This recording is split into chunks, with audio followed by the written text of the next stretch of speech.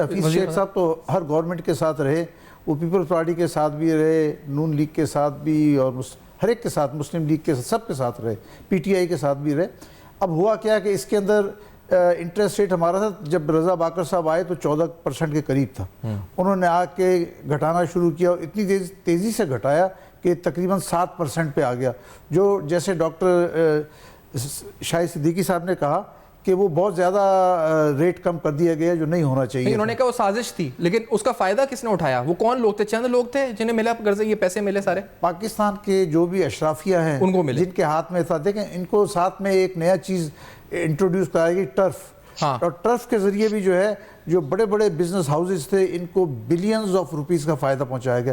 ان کو آپ نے قرضے دیے، انہوں نے پلانٹ مشینری لگائی اور بہت کم ریٹ کے اوپر لگائی، اس کے بعد وہ ساری چیزیں آپ کی امپورٹ یہ بھی ٹریس ہوا ہے کہ پلانٹ مشینری میں پیسہ لگا یا کہیں ریل اسٹیٹ میں زمینیں تو نہیں خرید لی ہیں ادھر ادھر پلازے شاپنگ سینٹرز؟ بعض جگہ سنا ایسا بھی ہوا، لیکن میرا خیال ہے کہ یہ پوری طرح نہیں ہو سکتا، کیونکہ جب آپ امپورٹ کر رہے ہیں تو امپورٹ کرنے میں تو آپ کو مشینری ہی منگوانی پڑے گی، انلیس کہ کسی نے کوئی اوور انوائسنگ کی ہو تو دوسری بات ہے، ادروائز نہیں۔